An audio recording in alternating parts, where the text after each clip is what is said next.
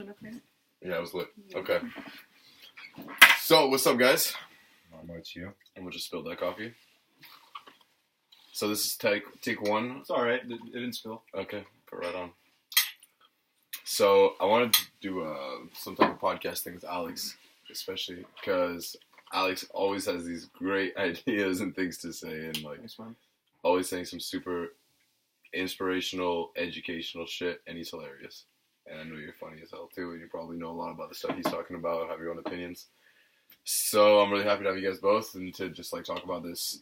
And if anybody watches this and is interested, that's gonna be awesome. So let's just like, introduce ourselves. Who are we? Go, bro. You're the host. So I'm William. I study international business. We know each other all from like door to door and partying, and that's basically what we do. Yeah. And we all have our own personal interests. I really care about the environment. That's probably my main interest in life. And I think you guys have gotten this. I'm pretty good at like sales and convincing people of doing stuff and like to push for like things that I think are important. And I know you guys are there too to do the same type of thing, but for different things, maybe. So let's talk about that. All right. Well, I'm Alex. Friends with Will Garo, and from what I understood, you invited us here so we could talk about this little thing that's kind of missing nowadays with people, both women and men, which is physical culture. It's kind of like on the decline. You know, a lot of people like to hit the gym, stuff like that, but with no particular goal in mind, except like looking good or whatever. And what I noticed, like in my experience with physical culture and just like any type of thing that you want to do, is you need to have something intrinsic to motivate you. I'm just like looking externally and like thinking like, oh well, these people are gonna judge how I look, and that's supposedly gonna motivate me to go to the gym or like be fit or be healthy. I don't buy that shit. So what I'm here today to talk about is my experience from a young age with physical culture, why I still partake in it, and why I think it's so important for a healthy life and just like a happy life in general. What about you, man? So I'm Gary. I've basically been a fighter my whole life. I have quite the experience in martial arts in general. I'm a black belt in Kyokushin karate. I've wrestled for about 2 years. I've been boxing my whole life basically. And I'm a firm believer that not only do martial arts train your body in the most intensive ways, but as well as training your spirit in the most intensive ways. And I think martial artists and fighters specifically are some of the toughest people out there, and it's something that society in general might not understand and lacks. Just building mental toughness through combat and through fighting, and I'm here to preach my experiences, essentially. Dope. What about you girls? You want to introduce yourselves real quick? No. Okay, well, we got Adriana, my girlfriend, who knows Alex very well, and Garo too pretty well. And we got Viv, who's now dating Alex. Actually, yeah, and who's my sister. Shit. I won't choke. We're all dating every girl, I guess, eh? It's like a free love, man. That's right. Sharing is I'm not part of this conversation. I have a girlfriend. Just bring it out there. Beautiful girlfriend. Love you, baby. Sweetheart. Okay. I don't like saying baby. It's weird. I don't know. Freud would not be proud. But yeah, man. So I do want to talk at first about combat, because it's going to kind of lead into like the whole lifestyle that you guys think is lacking in society, which is kind of what I'm more interested in. You know, I think that's exactly what people throughout the world need to know about. They need to know about how people like you guys who have lived your whole lives with this kind of mentality of like being tough, training yourself to be your best. A lot of people haven't done that at all. Right?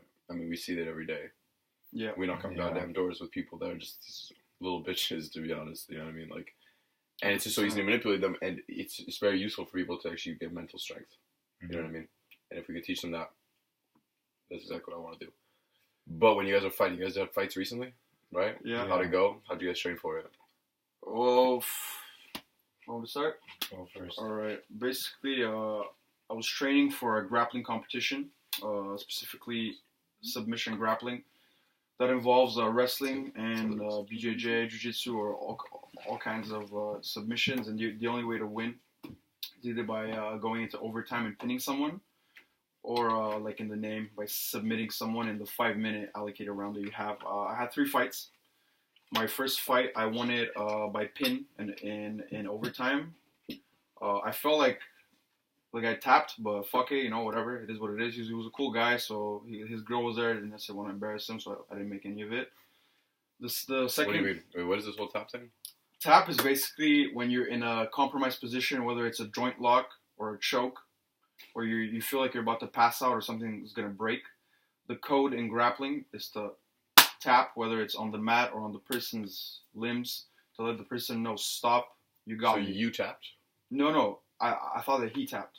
Okay. Because I had him in a submission which is called an Americana. Okay. Which is an elbow and shoulder lock, which basically it's done by like a figure 4, where like you control the wrist and you put your other arm under his forearm to make like a torquing motion. So like either the shoulder or the elbow can like break.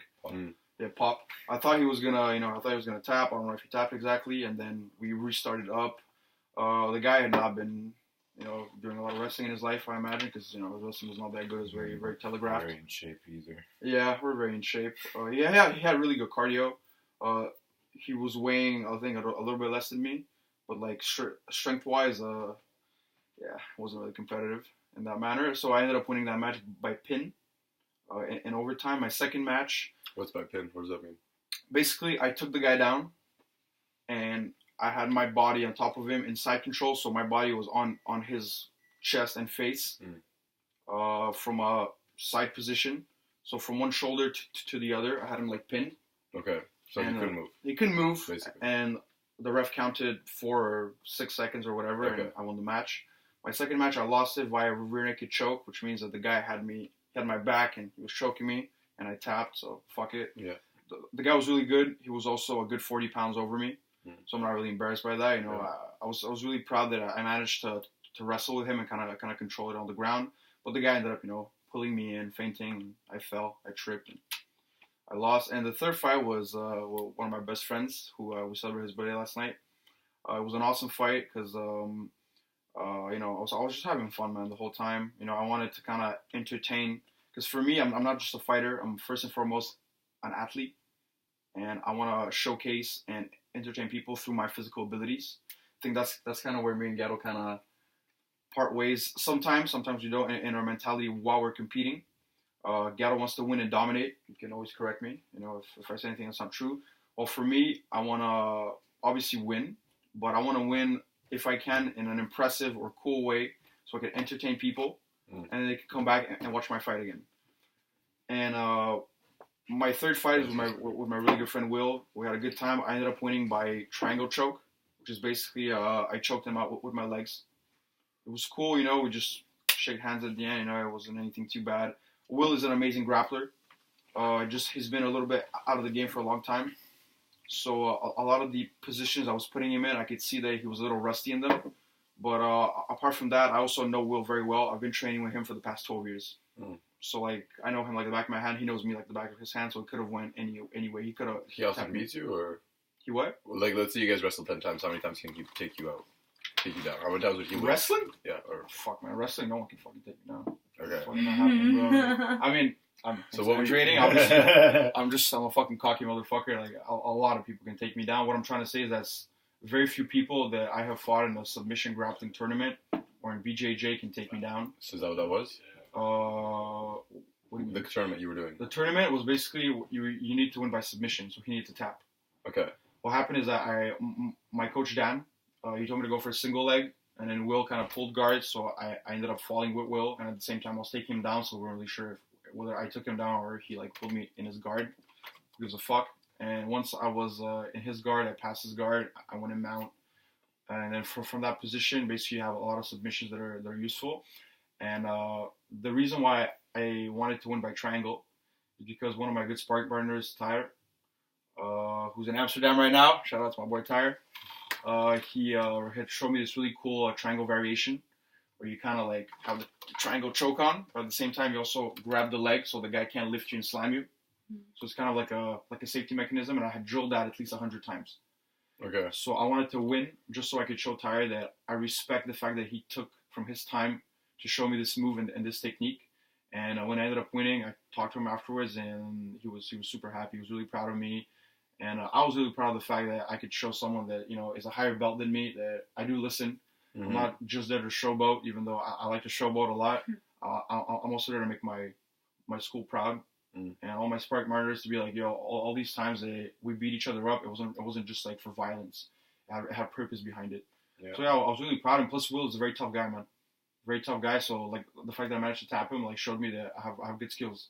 Yeah, that's lit. And when you say that you want to dominate and conquer and win, at like any, what are you guys talking about? It's I think it's just the way we fight, where although I do consider myself an entertainer as well, is I'm very quiet when it comes to pre-fight and post-fight as well, where I'm not exactly so to walk you through it, let's say before a fight, usually I get in the zone, right? They call this the flow state, where I'll maybe sometimes listen to music, but most of the time I'm not talking to anyone, I'm focusing. Right? How long before the fight? This is like the day of the fight, 2 hours ahead. You're just getting ready, you're getting in the zone, and it's like you can't let yourself get distracted, because the thing with combat sports is different than any other sport. Is like, let's say you're playing hockey, right? So since we're in Canada, hockey is very popular. Mm-hmm. You win the game, it's fantastic. You lose the game, it's also, you're losing with your team. But when it comes to a fight, you're in there alone, right? So you go in, you win by yourself. It's the greatest feeling on earth. It's like there's nothing that can beat it. There's no drugs that you can take and whatever that makes you have that feeling where you just won the fight. Like, it sounds very cavemanish and very primal, but it feels, we're still in our primal bodies. It feels fucking crazy to knock someone out cold or to choke someone out, right? It's like there's quite the rush to overpowering someone to the point where you could kill them, but then there's like the inverse of that as well, is that you have to consider the risk that you're going in there with someone who's training just as hard as you, right? And they're trying to kill you too, right? So there's always that danger that you could die, right? People don't usually die in hockey games, but people die in fights. You always got to keep that in consideration. So the way I see it is, Alex likes to pump himself up, right, by being, the biggest character there. And he does a great job at it, obviously. Like, it's some Conor McGregor shit, right? Yeah, it's intimidating to some people, right? Yeah.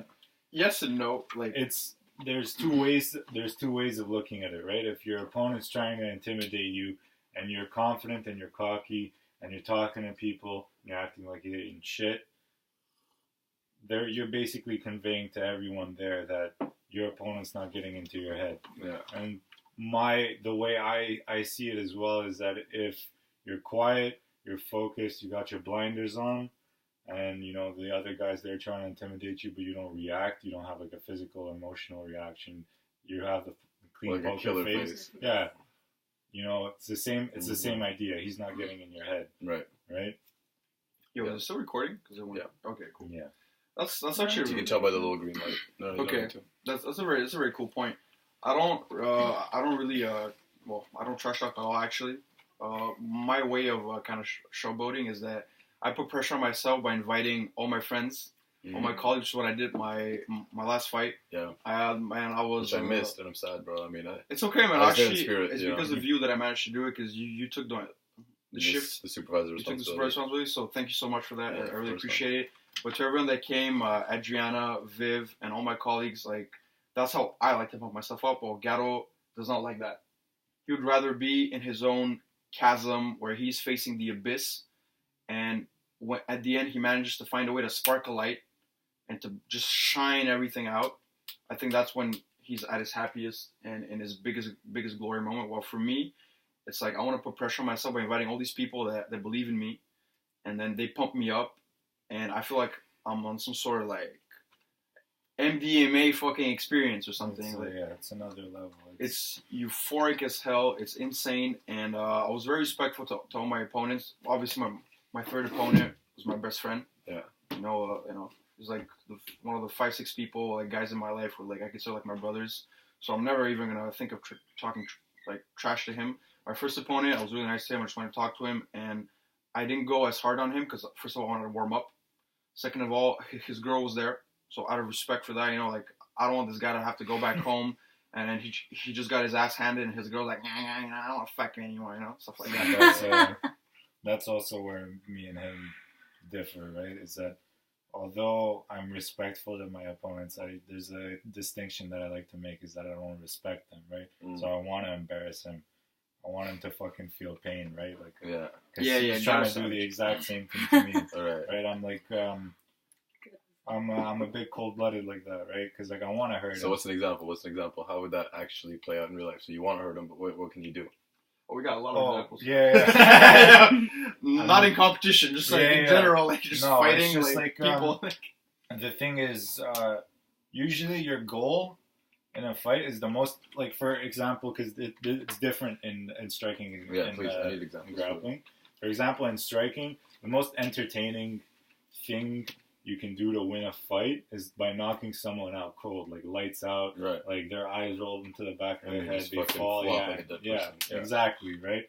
So technically your goal in most fights is like, if you could have it any way you could, it would always be, you know, to knock someone out cold, right? Because then, you know, they're not getting back up, and it's like I guess the best thing for you is to embarrass them, kind of like Connor did with that guy, the Diaz or whatever, where you just hit him within the 5 seconds, the guy's just out cold. No, that was Jose Aldo. Jose Aldo, yeah, 15 seconds. 13 seconds, just boom. So no damage on Connor, embarrassment for his opponent, right? Because think about that, And the thing is, like, the thing, and he called it too. He kept saying, "I'm gonna win the first round. I'm gonna win the first round." So that's embarrassing. And like in fights like that, right? Like you knock someone out, it's like they're not getting back up for a little bit, and you have, again, like you really fucked them, right? Like that you want to fight in like a spectacular fashion, right there.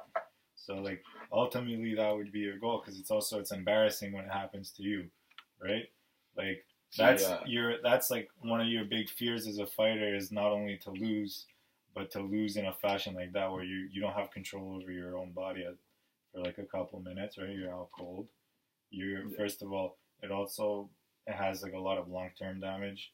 You know, taking a hit to the head like that, it's a major concussion, right? Where you lose your consciousness. What's happening when you get knocked out? Your brain moves so much that it decides to shut off? Essentially, your brain bounces inside your skull. So it actually touches a bit of your skull? It touches a lot of it. It touches it a couple of times, right? So it'll bounce in, you know, bam, bam, bam. And your brain is malleable, so it doesn't just crack or anything. To protect itself, it'll shut your body down, and so it stops moving. So it stops moving, so it stops taking damage from whatever danger it is. Yeah, but unfortunately what happens usually is that you end up hitting your head again on the floor. Yeah, and like that's another problem. Like there's a few ways like that people get knocked out too. There's also let's say, well, in striking, it's like some schools will call it, you know, the cell phone rule, right? So you want to knock someone out, you aim for where they would put their cell phone. Oh yeah, so it's basically under the ear all the way to the tip of your chin. So you moving the jaw. You want to show that for the camera? So right? So basically, it's over here, so the tip of the chin all the way under the ear. Yeah. You hit someone there without them, like, you know, with a certain amount of power. And most of the time, the way you knock someone out cold is if they don't see the punch coming. Right? So because your body has like a natural instinct to brace whenever it sees something moving towards it, right? So if you see the punch, you see the punch coming, you instinctually will flex your neck, clench your teeth.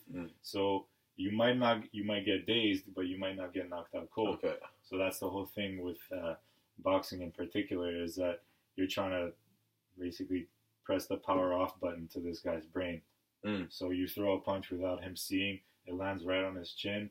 His head moves, snaps back, and he's out cold. But then there's certain other things that happen too. Is that, let's say, his jawbone will move, Right. and it'll block the nerve that leads to his brain. Okay. It'll block blood circulation to his brain for like a split second. That also shuts your body off. Okay. If it completely cuts the blood for a second. Yeah, for like, the split second while the jawbone is out of place, and you're. Okay. Like you can hear, basically, it's very technical, man. Yeah. A lot of people, Yeah. they're gonna look at it, they'll be like, it's just two fucking cavemen, like, swinging at each other, like, swinging haymakers, and seeing who's gonna drop first, like, trading punch for punch. That does happen sometimes, I'm sure, like, we've all seen fights like that, but most of the time, it's two people that train to hit a precise point, whether it's the button, which is where the chin connects with, like, the jaw, or like he said, like the telephone, or body strikes, man. Yeah. A lot of people have not been hit in the liver or in the kidneys or like in the stomach. That shit takes the air out of you, man. Yeah, it fucks you up for like a few seconds where you're fully conscious, and I find it's even scarier. I mean, I've never been knocked out, so like I don't know like how that feels. Yeah. But I've been hit really hard in the body, and that shit I hate it, man, because I'm fully conscious and I cannot move my body. Yeah, it's one of the coaches at my gym will say it's actually better to knock someone out to the body because they'll fucking remember it, right? You get hit in the head, you get knocked out cold. The thing is, you don't remember what happened. You get up. You're gonna have to watch some tape after. Yeah, you have to watch it. You don't even feel the punch, right? So like 1 second you're there in the fight, and then next second you're waking up, and then you're like, and the guys up on the cage just like, yeah, exactly, right? Yeah. But the thing with the body is that you remember every single thing that happened. Like if you knock someone out to the body, you're standing over him, and he knows that you fucked him. And his body's just shutting off. he can't breathe. It takes all the wind. It's like it takes all the air out of your lungs, and it like literally shoots your spirit. That's right your out trainer of who your taught body. you that? Yeah, it's one of the things he says is that it's like the psychological aspect of winning, right? Because body shot knockouts hurt so much more than not like the hits to the head. So it's like you aim for that, you knock someone out to the body, you fuck them hard. Do you guys have different trainers in that way? Would your trainer say the same thing? You guys training with the same guy? Well, we train in very different disciplines. Yeah, so true. He has his trainers. I have my trainers. Do they have the same philosophy? Is what I'm trying to get at. I mean, yes and no. I have some of my trainers that are more wrestling based. So for them, the moment they see me start a fight, they'll be like, "Alex, you're a fucking great wrestler, man. Shoot your takedown. Like, don't worry about getting guillotined or like getting like in a front headlock. Like, you can escape that. Don't worry." But then I have my more like pure BJJ coaches that are like, "Alex, BJJ is Brazilian Jiu-Jitsu," that are like, "Alex, be very mindful of submissions and assume a good position and then control the person from that position and then submit them." While wrestlers have kind of a mentality of just like grind it out. If you get caught in a submission, fuck it. As long as you're not out, keep going. Like, don't tap. Keep going. And it's something that we discuss very, very very often, is that wrestling and boxing are more Western disciplines. They all come from ancient Greece and Rome and stuff like that. And then BJJ and like stuff like let's say like Muay Thai are more like Eastern. So for them, the mentality is very, very different. It's not about domination. It's about respect. It's about portraying your art, your martial art, in the best way possible and outpointing the person. While in more traditional boxing or like wrestling schools, it's about dominating.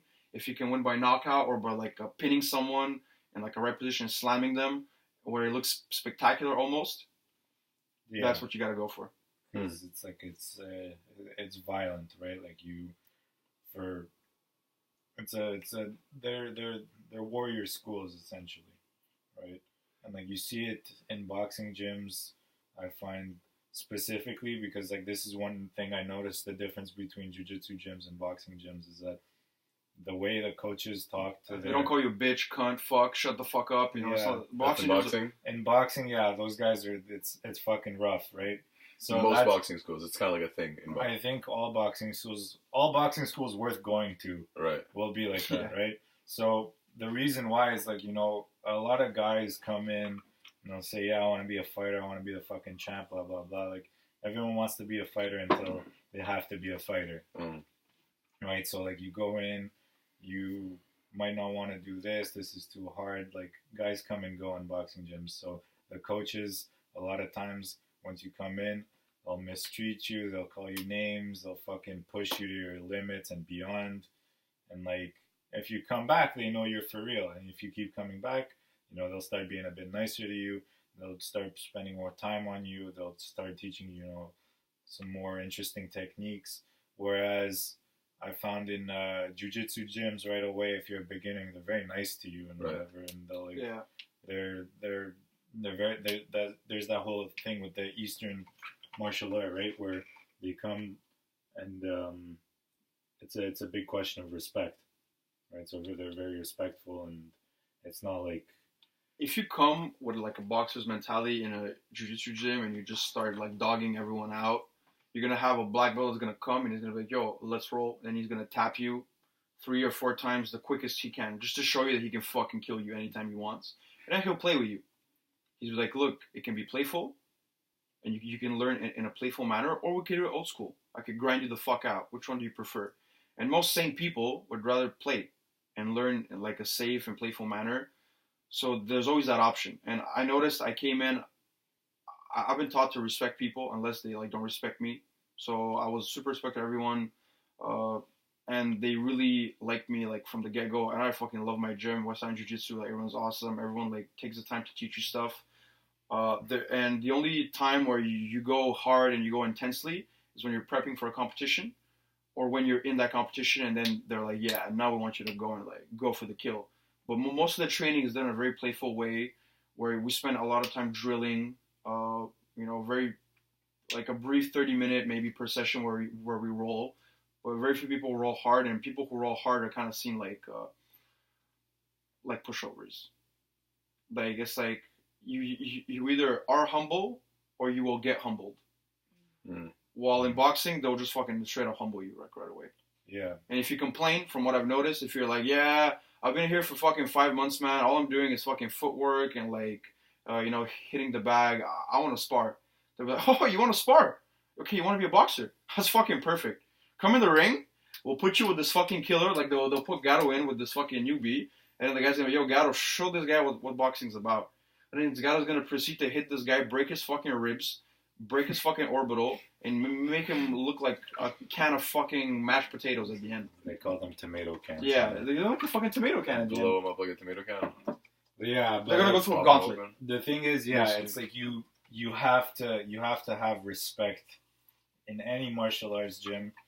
And the thing is, most of the time almost always you have to trust your trainer with your life, right? Because he's been doing this much longer than you have, and he knows what he's talking about. And when he's yelling at you and he's pushing you to your limits, it's not because he's trying to hurt you or anything, or maybe he is, maybe he's a fucking crazy psycho, but like most of the time he's trying to push you beyond your limits to show you that you're not made of glass and you won't break under pressure, right? So the whole thing is, you have to realize that your psychological, your body is basically limited by your mind. If you break the limits of your mind, your body essentially has no limits. And that's what they try to teach you in boxing, is when they're pushing you and yelling at you. And if you make it through and you come back, like it shows, it builds character, and that's what you need in the ring specifically, right? Because there's someone in there trying to kill you, and like, if you don't have character, if you don't have grit, if you don't have balls, like, you're gonna die, man. Like, you're gonna get knocked out, you're gonna get hurt. You have to have some sort of bravery and some sort of mental and physical resilience to be a fighter, right? Because not everyone can do it specifically for that reason. Because fighting fucking hurts, man. Like, getting punched in the face, it hurts.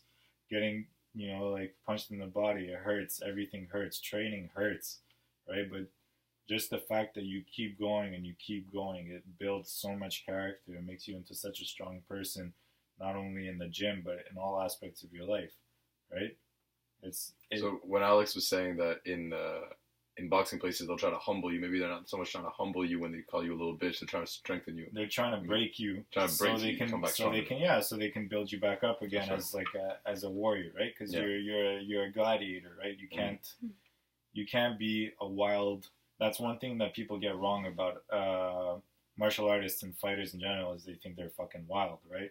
But they're not. These guys are the most disciplined guys on earth. Right. Just because of all the drills and all the repetitive movements and all the fucking shitty trainings they've had before, getting yelled at and like berated. It's just like that shit builds discipline. It builds character. It's like it'll make you a stronger, tougher person because they broke you down. Your old self no longer exists, where you were subject to, like, you were a slave to your temptations or whatever. Like, whenever your mind told you to quit, you'd quit. Like, now you're a different person because they built you into resisting yourself. Right, that little voice that tells you get the fuck out of here. Yeah, This is too much. This is too hard. Yeah, exactly. So that's 100%. one thing that it teaches very well, is that it's to shut out that voice that tells you to stop. Right. And, you know, like, this is dangerous, you're gonna die, and, like, why are you doing this? Because basically that happens before every fight, during every fight, like, During every training, every early morning. At the highest level, man, it's like the army. At the highest level, it's insane. Like, Yeah. You have to come in every fucking day, multiple times a day, do your drills. We're not even at that level yet, and our training gets hardcore sometimes. yeah. Man. I've puked after training sometimes. Still now. Still, of course. Yeah, now, of man. course. Sometimes Because the thing is, there's no real, like, there's no cap, Right. right? It's not like you get to a certain level And then it's easy breezy. yeah. It's just like, okay, you're better now, we're gonna make you even better. Okay, That's you're right. better now, we're gonna make you even better. You know? You're always still a little bitch. You can always get called out. And You're just always push yeah. that. There's always something to improve. There's always something to learn. Yeah. and the way you approach that, I find, is what makes champions or what makes fucking losers, man. If you hate challenges, if you hate being pushed, then you're gonna quit a boxing gym like right away. You might stay in a jiu-jitsu gym just so you could learn like some self-defense stuff and be able to, you know, handle yourself like on the street. But even then, like, you will not have the mental fortitude to actually do anything when you're in a situation where you're in danger, because you can know the techniques. But then it's very different when because I've rolled against people that literally want to take off my head just because they don't fucking like me. Because let's say some fat motherfucker comes in the gym, he fucking sees me with my shirt off, he's fucking unhappy because it looks like shit. And he's like, yo, fuck this guy. He's like 50 pounds lighter than me. I'm going to go and I'm going to try and beat this guy and show everyone that this guy ain't shit. What's up, Hello. Hey, what's up, Sunday? Ça va? How you doing? Join in. We're doing an interview. I'm going. You're going? Ok. Bon, ben, Philippe, il parle aussi? il s'en va dans comme 30 minutes. Ok. Tu lui dis de venir nous voir avant de partir. C'est bon, ciao. Okay, ciao, ciao. Bye. But yeah, and they'll just come and then, you know, I'll talk to my coach and he'll be like, yo, you know, you want to roll with this guy? And I'm like, yeah, sure, let's do it, you know. And right away, I can sense that there's animosity towards me. Is this a real example, or you just? It's a real example, man. It's a real example. Like I've had people like. You'd be surprised how much this happens at these gyms. People with big people egos come in, Yeah. think they're hot shit, and then they get humbled. And they get a little bit pissed by the fact that Alex is looking good with his six Oh pack. yeah, man. Yeah, it's like, for example, like in my gym, right? Like our gym is inside. It's called Monster Gym, right? And Monster Gym has like some of like the best bodybuilders in Montreal. Like these fucking in like, Canada, man. It's yeah, amazing. in Canada even. Like these guys, fucking 275 pounds of pure muscle, they fucking acne on their back from all the steroids and shit. Think they're tough shit because they're big. They come into the gym and they think they can beat everyone up just because of their big muscles, right? Because like the thing with boxers is that, you know, unless you're like a heavyweight or like a light heavyweight, you're not like like a lot of the guys aren't that big. Like most of the most skilled boxers in history were welterweights or middleweights, and those guys are like 5'9", walk around like at 175 pounds max, right? They're not like massive guys. So these guys think they come in weighing 100 pounds more than the biggest guy in the gym, and they're like, I'm gonna fuck everyone up, but then, you know, they can't jump around the ring for 30 seconds because they just gas out, right? They get humbled, right? They get punched in the face, they get fucking their nose broken, their eyebrows torn open by a guy that's like way smaller than them, and they get humbled, right? Because size obviously matters in a fight, but size only matters if both guys know how to fight, right?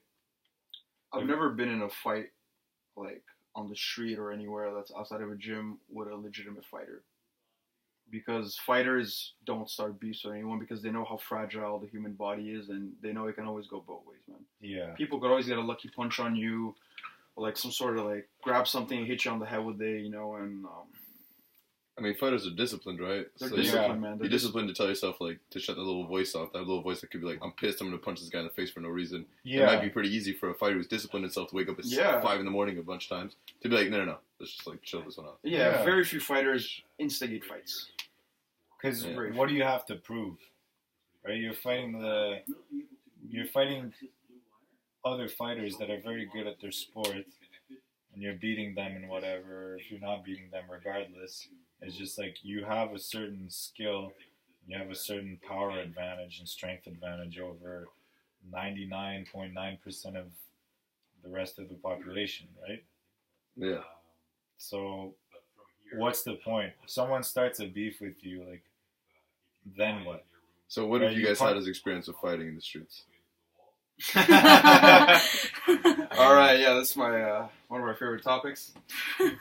So basically, me and Garo, we used to bounce at this place called Les Torchers. Yeah. Great bar for alcoholics of all ages. Yeah, of all walks of life. All walks of life. Fantastic place. Very Fantastic place. We had a really good friend, Ryan, who kind of brought us in a few times, so we could replace him. Garo went there a lot more times than me because he's very cold-blooded, so he makes a great, enforcer, bouncer, whatever you want to call it, doorman. I make a very bad one. I'm a very hot-headed guy. I have a lot of Mediterranean blood, so when someone, I'm very respectful to people, but when someone gets in my face, our reactions to that are very, very different. So what would Garo's reaction be? Just look at him and be stone cold. Yeah, I don't Flinch. react. So has it turned into a fight? I mean, not as many times as not we as made. many times, yeah. But when has it? What was an example? Usually, the cutoff point for me is if someone attacks me. But if they're just talking and Has that happened? Yeah, no, it's happened a lot. The reason why I started fighting to begin with was just because I got bullied horrifically as a kid, and I grew up in a bit of a bad neighborhood, and I get jumped a lot and whatever, and eventually my dad got tired, and fucking 6 years old, he's like, "You're gonna be a man." He took me to a karate gym to learn how to defend myself.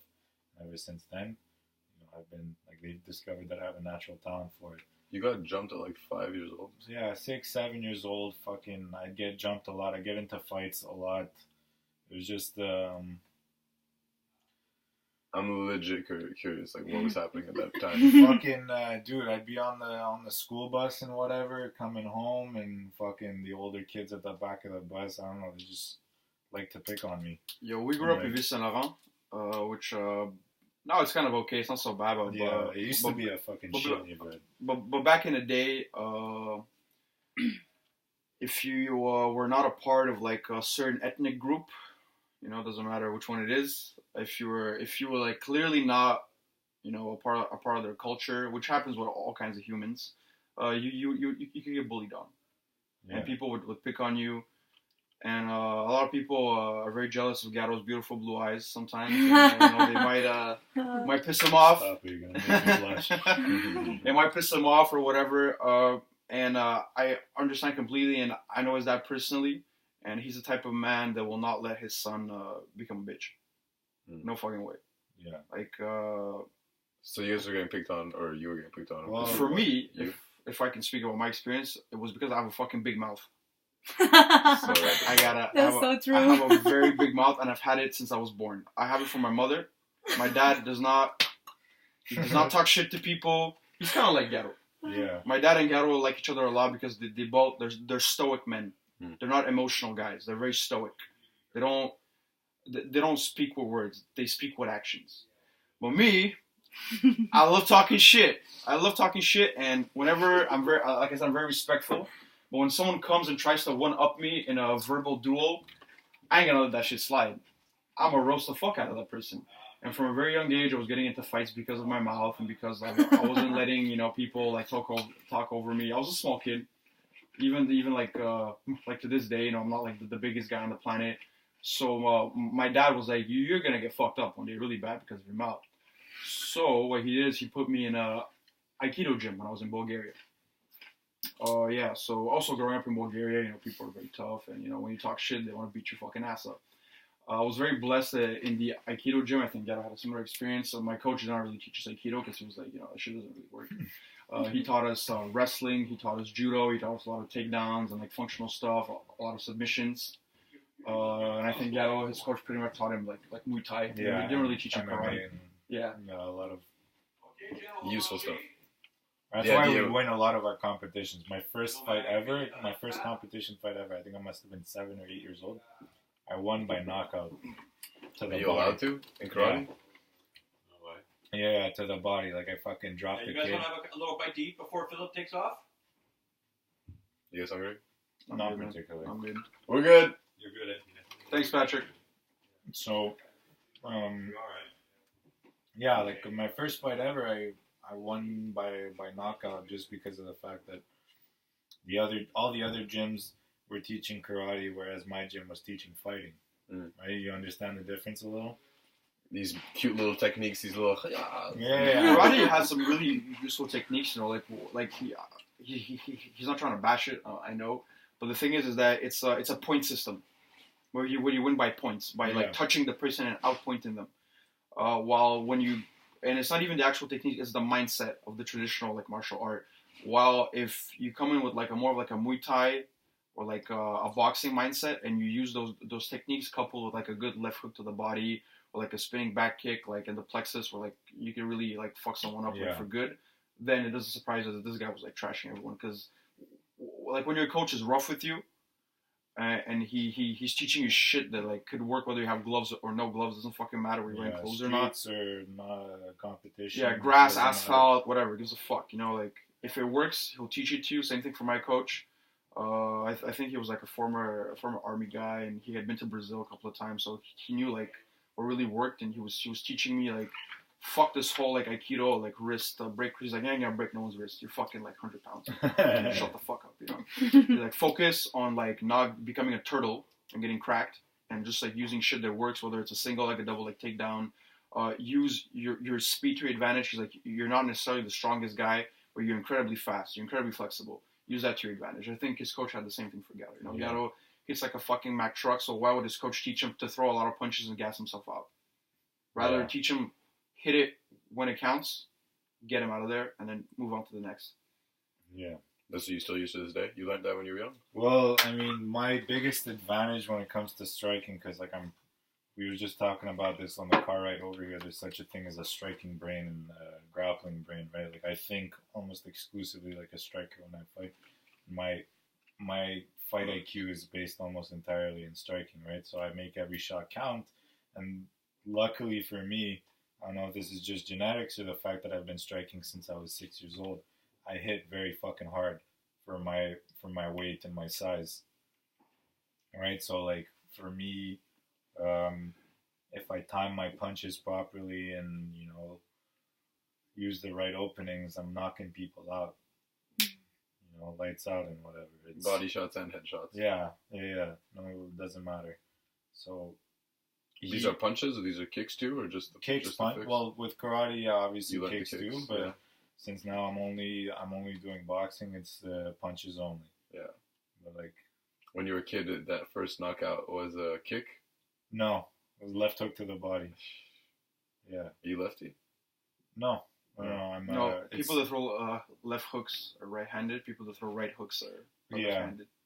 You got your So left hand forward? Yeah, there's. Garo can explain and this then better than me. So basically, when you're striking, I'll give the example of boxing, right? So if you have your right hand in the back and your left hand in the front, and your right foot in the back, left foot in the front, that's called the orthodox stance, because most people are right-handed. So their right hand is their power hand, therefore it has to go in the back because you can accelerate it more. Yeah, full swing.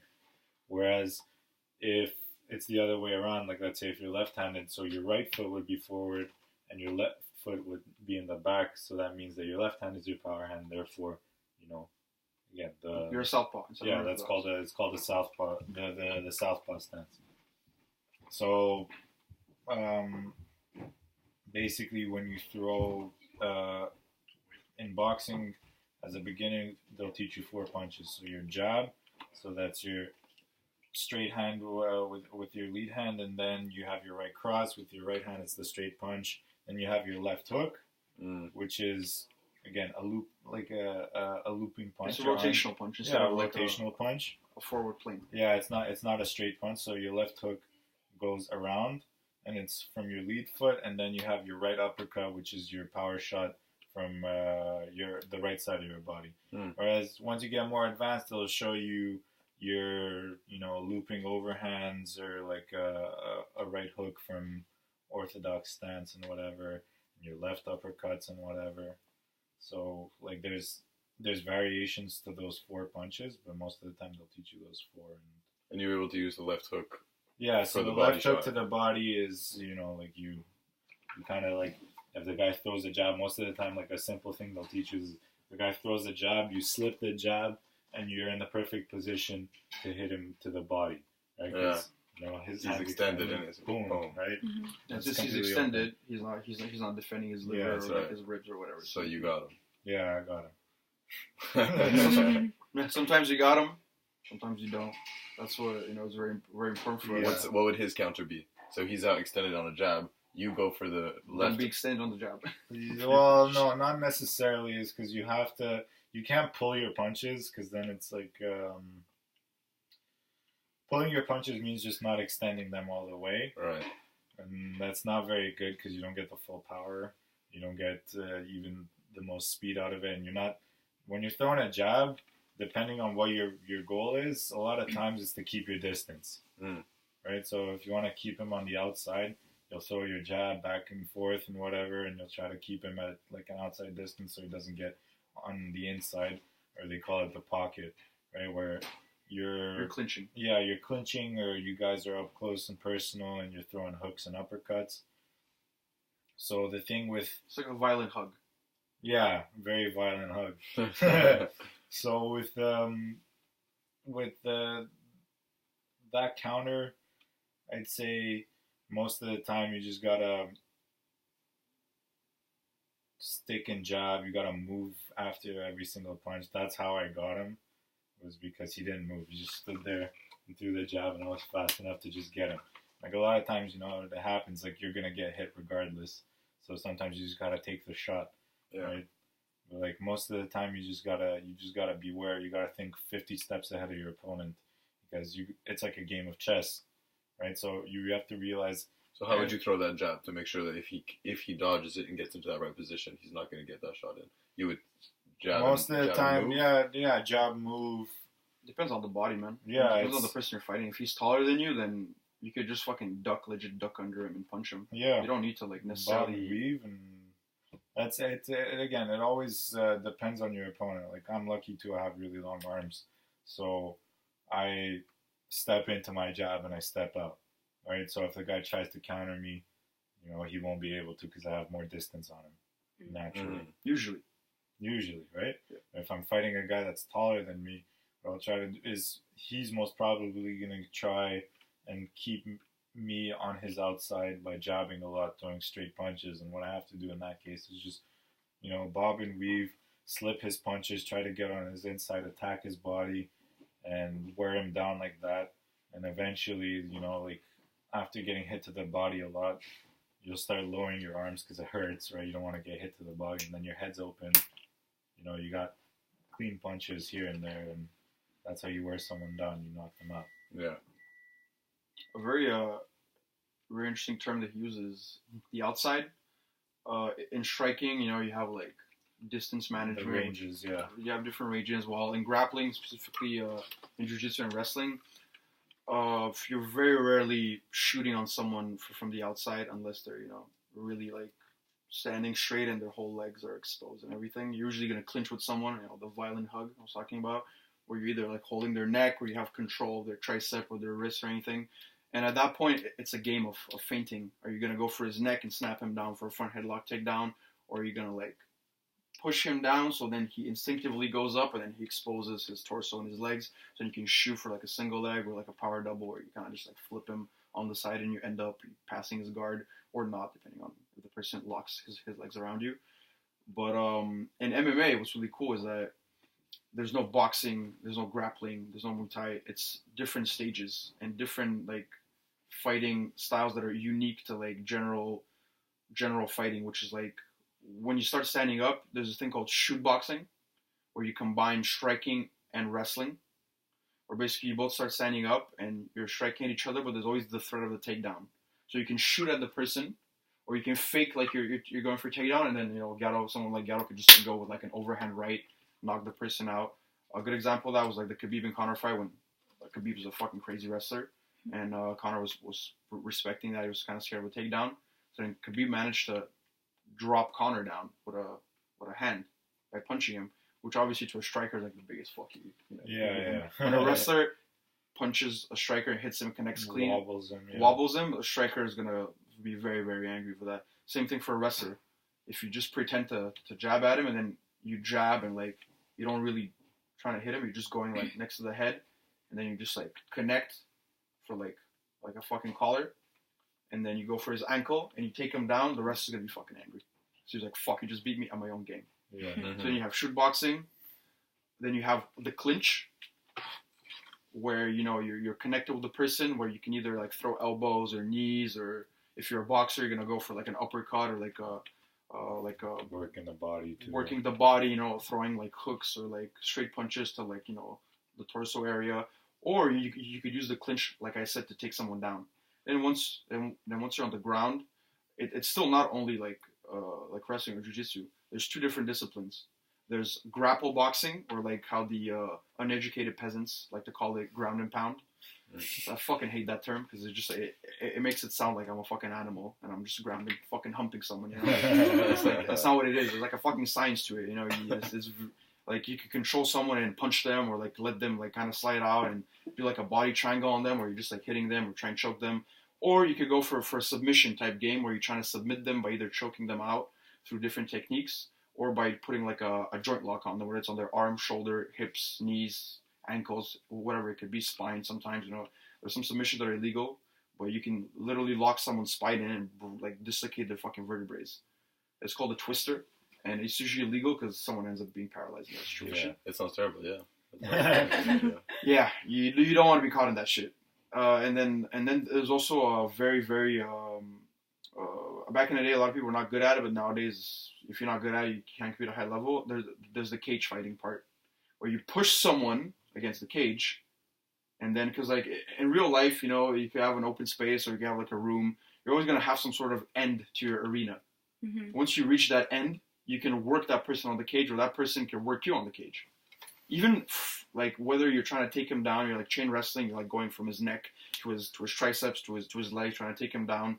Or if you're more like a striker based approach, like Garo has wrestling experience, you could kind of like put a little threat, like try and take you down, and while you're like ducking down, kind of like loop his arm and control you against the cage and just punch you until you can't take any more punishment.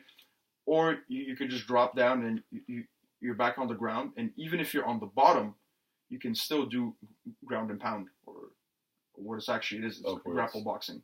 Okay. When you have someone in your guard and you control their head, you can literally just throw elbows at them. Yeah. It's a lot easier said than done, but you can still do it. You don't always need to be on top. Obviously, I prefer to be on top at all times. You can either see it in all the videos of my fights. I don't feel comfortable being on the bottom because my guard is not that good. It's fucking shitty if you ask me. I need to really improve on that. While when I'm on top, I know how to make myself feel like I'm 200 pounds, even though I'm not. I know how to position my hips and my knees, so when I'm on someone's chest, they're not gonna breathe.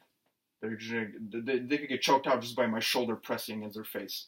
Or in my first fight, what happened? I had Garo in my corner, who was just like pretty much like telling me like, dude, like use your elbows and your hands to make the person's face like squashed.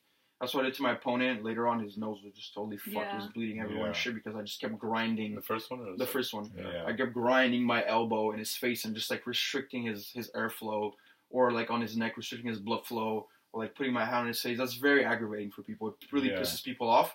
Or if someone is not really a fighter, but they kind of like wanted to compete, it's going to scare them. Because they're like, fuck, I'm getting squashed. Yeah. And the jaw feels like is you're dislocating, man. Like when you're putting pressure on someone's jaw like that, it could pop. Yeah. It could actually pop. So it's always a threat in the back of their head, and they want to be out of that. And the moment they turn So it's like I'm basically forcing him to turn around, and he gives me his back. And from there, you have a bunch of like stuff you could do. You could go for an arm bar, but the easiest thing would just go wrap your hands and just Just a rear naked choke. put that baby to sleep. That's it. Rear naked choke. Rear naked choke, or you know, whatever kind of choke you want to do. Once you have someone's back and you're locked in and they can't slam you, depending on like the rule set, that's like one of the most dominant positions, man. In submission grappling, when you can't throw punches, the most dominant position in fighting in general is called the crucifix, where you control when you're on top of the person on his chest, you control one arm with your leg. You're literally stepping, you're grinding your knee on the person's arm, which is very painful, obviously. Yeah. And then you control the other arm with your own arm. And then you have one hand free to just rain godheadly heaven of elbows on his face. That's the most dominant position to be in when you're in MMA, and that's how most of the champions win. You know, look at John Jones or Khabib, you know, it's their favorite position in, because at that point, you need to, like, really, like, pray to Jesus or something to get out of it. You need to either explode or do something, but the moment you're caught in that, even if you try and defend the punches, the guy could just catch your arm and then catch you in a submission. So never, ever, ever be caught in that, especially if you're on the street and you have someone on top of you and you're on asphalt. At that point, the person could just, shit fucking hurts, man. Especially if you're bald or like you have short hair, you know. That shit, you know, all the asphalt on your head is just scarring your fucking skull. You're gonna look like shit the next day. And the person could just knee you in the fucking face. Yeah. Elbow you, punch you, do whatever the fuck you want. At that point, man, if I really hate someone, if like they've hurt me, someone from my family, I could literally like pee in their fucking mouth if I want to. I could just make them suck my dick. Like, the ultimate humiliation you could put on that person once you're in a strong position, which is why people tap. Which is why like a lot less people get hurt in jiu-jitsu than they do in boxing. In boxing, you can't tap. Yeah. You can't just be like, oh, I'm out, you know. Oh my god, I was gonna be like, oh, you're out, perfect, bam. Yeah, you know? like you have to, once you're in there, you have to finish the round. Like you refuse to get back up once the round's over. If you're running around the cage, he'll just catch you like when you're not looking. Like as soon as the bell rings and the round starts, like you're in there for 3 minutes and like you have to survive. Okay. Whereas, like you can't just fucking. You can't throw the towel. You can, but you can't do it. Your coaches need to do it. Your coaches has to do it. Yeah. Okay. And that's basically your coach like telling you like you're not good enough. So no coach is gonna want to do that to their pupil. Well, in jiu-jitsu, literally, you can just tap and you can live to go another day. Yeah. While in some places like Bulgaria, Russia, and Brazil, sometimes people like they're gonna get into a street fight and you're gonna see people with a high level of jiu-jitsu fighting, but there's no tap. So you see how far it can go when people don't respect the tap. You have someone's arm extended, and you're really trusting this person not to break your arm. But now you're in a situation where this person literally is like give two shits about your survival. In the street, you're talking about? In the street. Yeah. So they just break the arm. They just break the arm, or they put you to sleep, and then you're fucked. Once you're asleep on the street, and like you have no friends to help you out, or like you're outnumbered, that guy can do whatever the fuck he wants to you. He doesn't even need to wake you up. He can just let you be passed out, and then do whatever the fuck he wants to you. And I could let your imagination roam free as to what someone can do to you when you're passed out, and you can't defend yourself. So jiu-jitsu is very dangerous, man. It looks playful and shit, but that's only because of the tap. When you remove the tap from that, I would say it looks even more violent than boxing. Because with boxing, it's just like punch, someone falls, get the fuck up, you pussy. And if you don't get up, you've acquitted. You're done. So Garo could just leave. Or someone like me, I don't have the striking powers that he has. I literally need to either break your arm, break your knee, or put you to sleep. And I'm not like a horrible person. Like I'm not gonna like do anything like horrible to you, but you're still asleep, drooling, or like peeing yourself on the fucking street. You know, once I leave, someone might just come and like fuck with you. So you never want to be in that position. So to the people out there, don't start fights with fighters. You'll get fucked up. You're gonna look like a bitch, and it's gonna look bad. Don't do it, man. It's not worth it. We have many people that have challenged me and Garo just because of their little egos. You know, they just can't let it fly. And they've ended up in bad situations. So obviously, we just heard both your background stories for why you got into fighting. Mm-hmm. What do you guys think is keeping you in fighting now? Like, is it the mindset? Is it like is it good for your health? I mean, because you now know how to fight like 99.9% of people. Like that part's done. You're not gonna get bullied anymore. No, that's not gonna happen. But I mean, for me, what happened was I don't know, man. It's just like I love the training. Like I've done sports like my whole life. Like I've tried, like I played soccer and I played hockey before competitively. I fucking love hockey. It's a lot of fun. It's just like I don't work well in a team. Like I like being on my own, so that's why like martial arts have always been fun for me. But it's just like just training at the gym, like training weights and whatever. Like I don't see as clear a goal as I do when it comes to boxing. Right? With me, it's like you compete, win or lose, you always find something to improve on. Right? Like you're never the best until you're the best. Understand? So like there's always something to improve on. And another thing is for me personally is just my gym fucking like saved my life. Like I used to have like a bit of a problem with drugs and alcohol. Like after I quit and have much left, so I decided to go back to boxing. And you know, my trainers and my training partners became like family to me, and you know, I think that's very important. It's like my family that is in my blood. And I really enjoy. Allô? Continuez. Mm-hmm. Est-ce que vous êtes en train de vous enregistrer? Ouais, ouais, on s'enregistre. Allô tout le monde! So, I mean, personally, I like it because it keeps me in line. I think it's just like it brings you a lot of discipline as well as, you know, bringing you a family. Like those guys, like I realize I can rely on them for most anything. If I ever have a problem or I just need to talk about something, like they're there for me. Like you go to war together and you become family. So I think that's one of the reasons in particular that I stick with it. Yeah, you think you should stick with it for probably my whole life? Yeah. You too? For me, it's more like I find it gives me an edge in everything I do, whether it's in business or in my social interactions. I find that I have a lot less anxiety than most people. I don't get, my feathers rustled or whatever in most situations. And when I'm talking about everything, I really mean everything. It's not a coincidence that fighters usually date really beautiful girls. I find that, I mean, it's just my humble observation. I think it's a very important aspect for a man to know that he can physically impose his will whenever he wants to.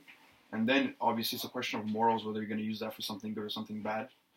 But I find that whenever I'm in a situation where, like, most people would doubt themselves, just having that cushion of, like, if this goes to shit somehow, I'm going to come out of here okay, or at least I can, you know, keep the distance and then leave, you know, and not be like a fucking victim. That shit gives me a lot of confidence, and also something that he was really talking about, really important. It's a family, man. You know, I'm in there with people that are trying to improve themselves, because that's literally what it is. You know, you come in there, you're trying to improve yourself, trying to learn new techniques. You're trying to learn how to better control your emotions. You're trying to learn how to be calm under pressure, because when you have a guy that's 300 pounds on top of you, and he's trying to choke you out, you better know how to breathe, or else you're just going to fucking pass out. You better know how to control it, and I find that helps me in every aspect of life, whether it's my relationships with women, with men, with my friends, at school, with jobs, like whatever, it doesn't matter what it is, with my parents, my family. It helps me in everything, and it also, one day I want to be able to teach my kids what I know, so it's very important to me to get to a high level in jiu-jitsu. So one day I can have some sort of hobby that I enjoy to the maximum, to do it with my children, because I find that's a big issue nowadays. There's like a disconnect between fathers and sons. Whether the fathers are too busy, or they're working too much, or they just don't have any type of rapport with their sons, and they don't take the time to teach them real values. Whether that's have a good set of people that you can call your tribe, that you can protect, defend, and you're ready to die for them, you know.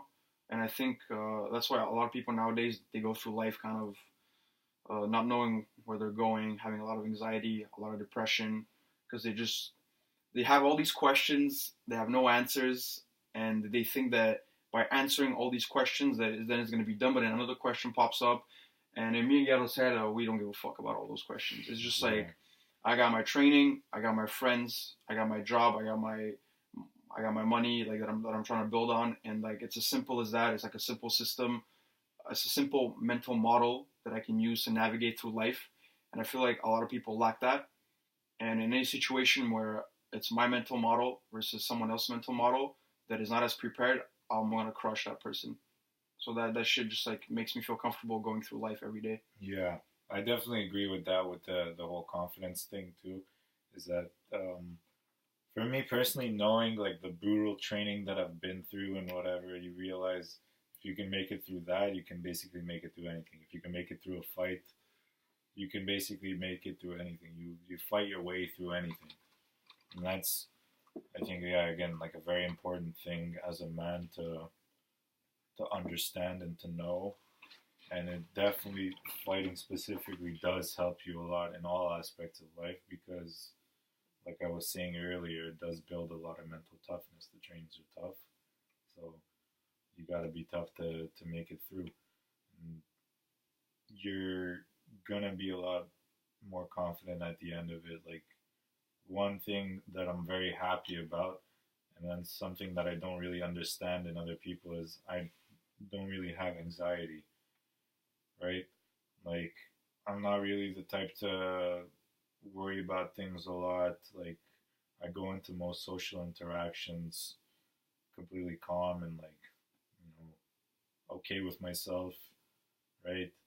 And it's just because I know what I can do physically, therefore, right? Like, it gives you, it's like, it's a nice mental edge over someone knowing that, like, you carry yourself differently once you know how to fight and once you know how to fight well, right? Yeah. You can walk alone at night without a care in the world, without a worry in the world, just because you know you can handle yourself, right?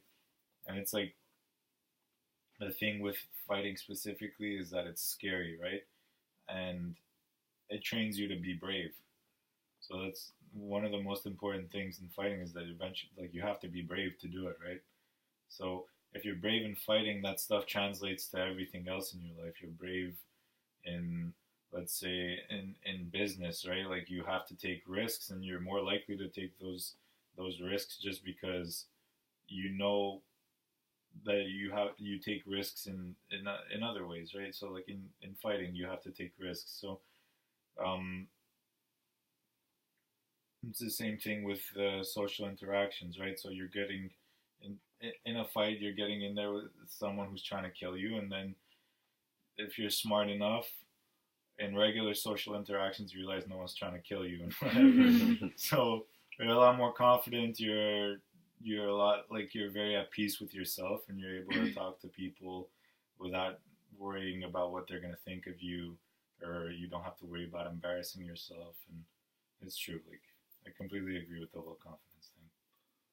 Honestly, guys, I would honestly finish there. I feel like that was a good subject that we went through all of it. And I'm pretty sure if anybody watches this, they'll be convinced to start fighting and training. For sure. Because I think all three of us are. So when are we seeing you at the gym? Tonight, let's go right now. Oh, baby. Yeah, afterwards, we're gonna have a little sparring session right here, you know, on the mats. The mats that shake the whole The house. mats that shake the whole house, yeah. Yeah. All right, job well done. Was this thing recording? It was 1 hour and 8 minutes. That's beautiful.